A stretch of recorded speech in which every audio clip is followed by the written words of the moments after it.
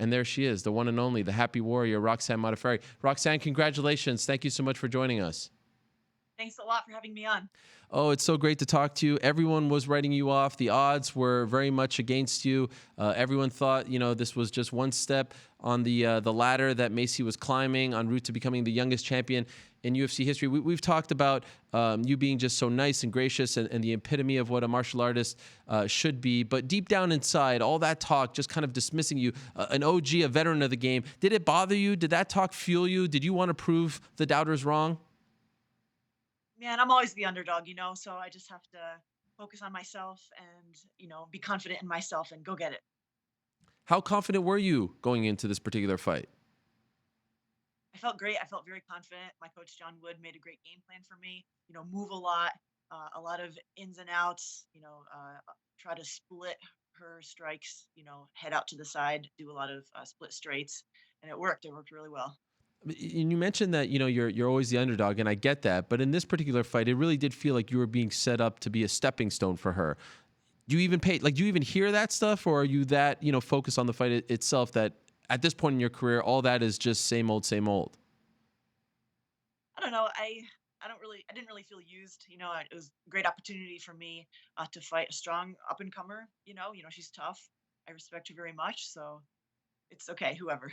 Okay. Her father told Brett Okamoto yesterday that he believes and they believe that she injured her knee in the first 10 seconds of the fight. When did you realize that she was an injured fighter, that her leg was actually, compromised?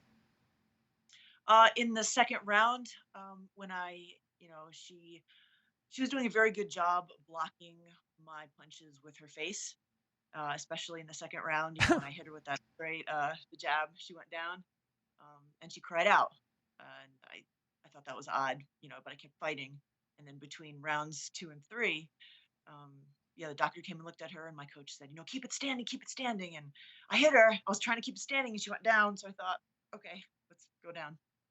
Wait a second. Was that Roxy trash talk that we just heard? I feel like that's the first time I ever heard you sort of trash talk. Just saying facts. So do you buy the notion that she injured herself in the first 10 seconds, or do you think they're trying to take something away from your performance? No, I don't think it was the first 10 seconds. I mean, I think it was, when I hit her in the second round, she stepped and went down funny. I think it was just that accident, the step was the accident, not the punch. And there was that moment with the doctor afterwards where he says in the corner that he believes she had a partially torn ACL. Were you aware of any of that talk? Were you aware that she was that injured?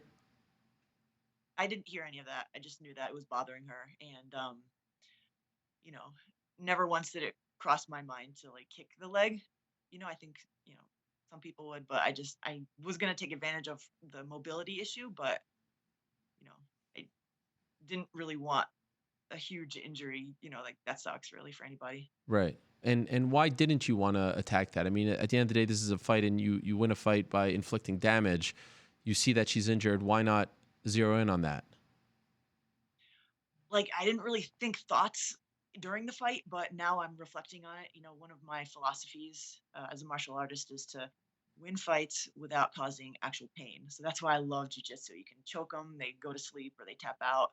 So, I mean, it just didn't occur to me. Like, I wanted to punch her in the face. Hmm. So, that was kind of still the plan. I wanted to stay standing, do some striking. Then she went down. So I just, kept going with that. And she was still pretty powerful. She reversed me, so she still had a lot of fight in her, and she was dangerous. So, I said but I was afterwards, winning the fight, so I'm still pleased with my performance. I still had to work hard for that victory. of course, and I think a lot of people respect that out of you, that you didn't zero in on that. I said afterwards that, okay, maybe the doctor didn't stop the fight, but considering how injured she was and how much pain she appeared to be in, that her corner should have stopped the fight. Live to fight another day. You're a young fighter. What's the point? It just seemed like she was having a hard time standing.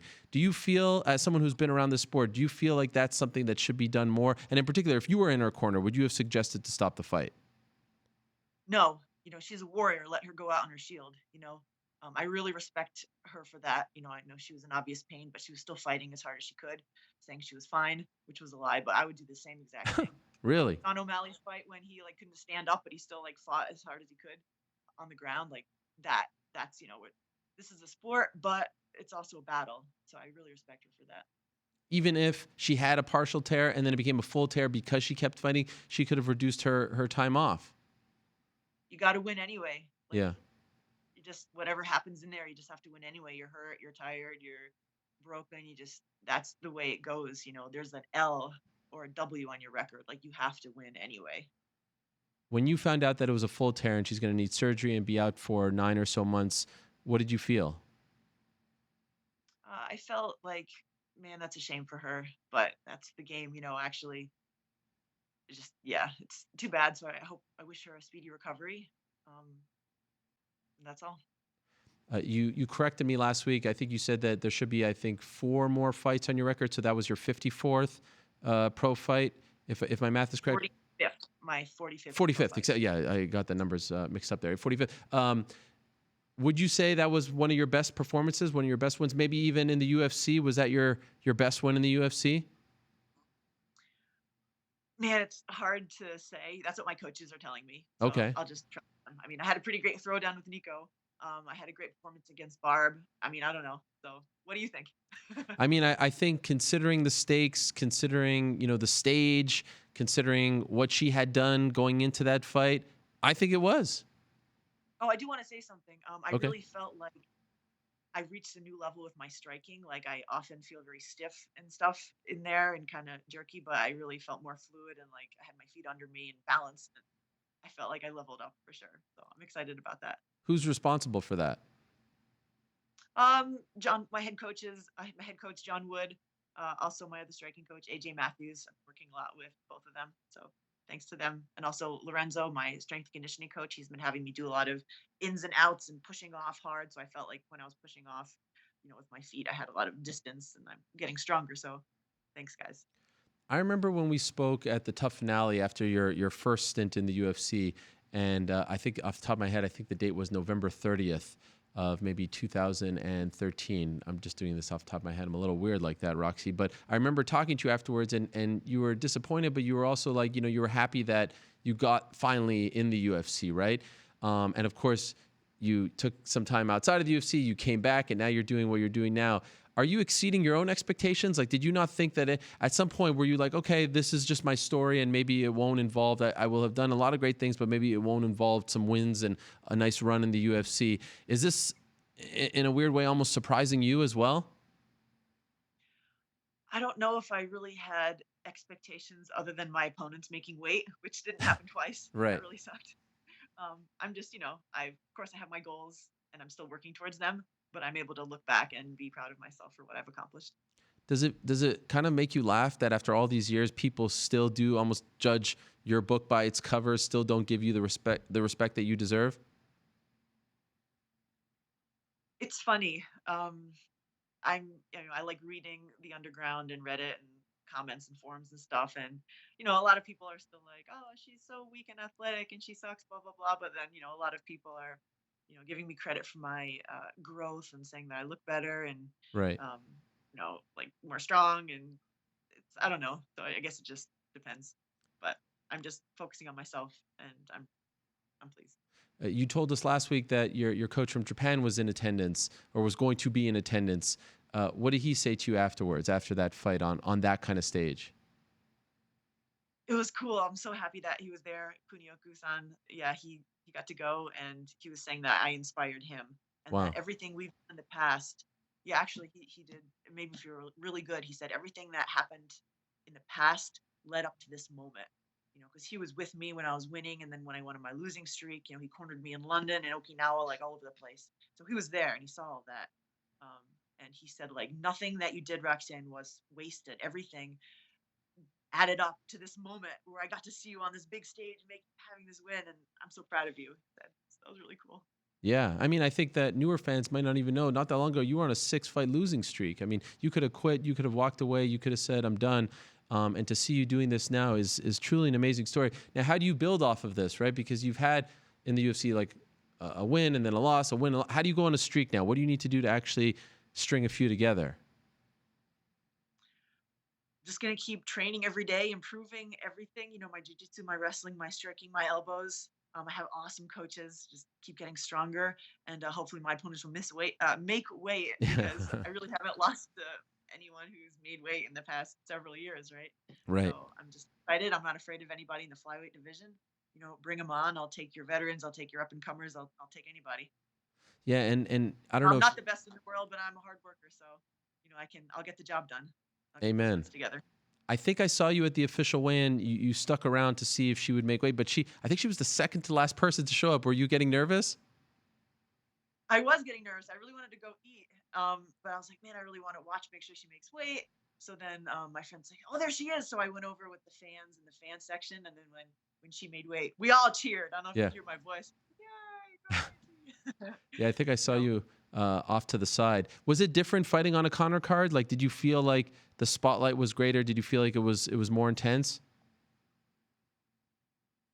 I'm not sure. It was really cool to have the spot that I had. It was the last fight on the ESPN card, so that was Yep. pretty cool. And I was very honored. Like in media day, there was a long line of reporters to talk to me. I was like, oh, that's so cool. And just I'm excited about that. So yeah, I guess there was more hype and more media.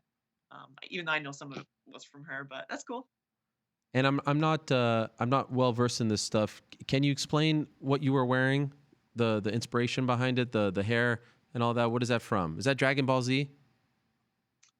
I'm not sure how much detail I should go into. Oh, But the hairstyle represents my power level, okay. and the M represents like a more aggressive, like killer instinct kind of thing. And I I had this plan where I would like it was a sticker, right? So I would have it in my hand, and I would like power up, and I would like put my hand on my face, and then it would be on my face, and I'd show my power up, my killer instinct, and then I actually dropped the sticker. I was like, ah, so I was trying to like make it still seem cool, and I stuck it on my head. And it was a little crooked, but it still looked cool, and I still was able to show my force and my power level. And those of you out there know what I'm talking about. Wow. So you can't really tell us the full story? Is this like an insider thing? Yeah, kind Whoa. I feel like on the outside of an inside joke here. Not a joke, but like of. a thing. I'm like, I'm not cool enough. But is it from a show? Wow. Why so secretive? Because Reebok. Oh, but you were wearing it. Really? Okay. Yeah, so All right. Well, I don't want to get you in trouble. We'll leave it at that. thank you. All right. I'm sorry. I just wanted to know. I was curious. I wanted to be cool. By the way, they announced this morning that the viewership on the prelims peaked for your fight. 1.9 million viewers were watching that Oh, fight. cool. That's pretty Oh, that's amazing. awesome. How exciting. Yeah. Isn't that incredible? Everything's going to change Yeah. for you now. You're a superstar. Yay. Do you know how many fans sent me pictures of their betting tickets that they won like hundreds of dollars on my fight? Wow. What can I say except you're welcome? Oh my gosh, you're the best. Did you say anything to Maycee afterwards? Yeah, I said, I'm sorry.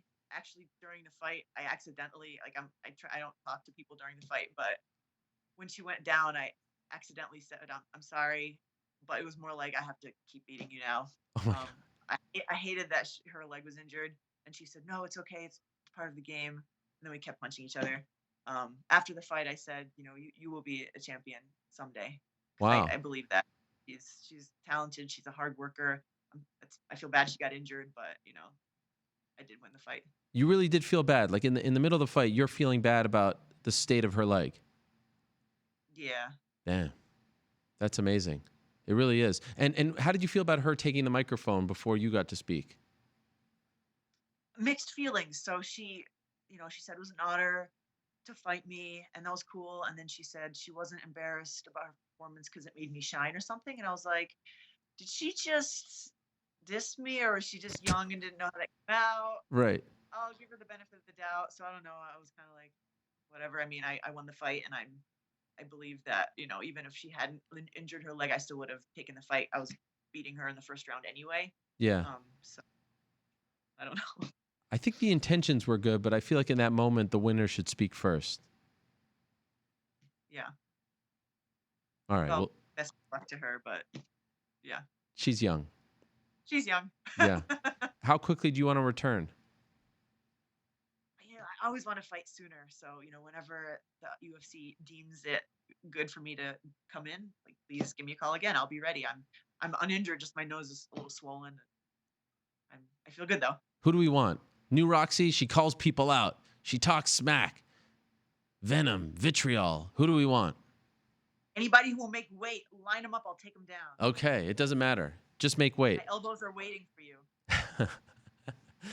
Roxy, congratulations. So great. And of course, we have to fan us off here with the Happy Warriors signed. I mean, this thing is going to be worth a lot of money one day when you go into the UFC Hall of Fame for all the great things that you are about to do. I'm so proud to have this. So congratulations. Great to have you on last week and this week. How about this? Back-to-back appearances for you, Roxy. This is amazing. Congratulations and enjoy the victory. There she is, Roxanne Modafferi, giving us the thumbs up. Corporate Jake, I can hear you. You got me nervous there. I thought that was for the world. Hello, everyone. It's Ariel Helwani. I just came here to thank you for watching our ESPN YouTube channel. It's the best. You know what else is the best? The ESPN app. You can get highlights, analysis, all that stuff and more. And if you want premium content and live streaming sports, there's only one place for all of that. It's ESPN Plus.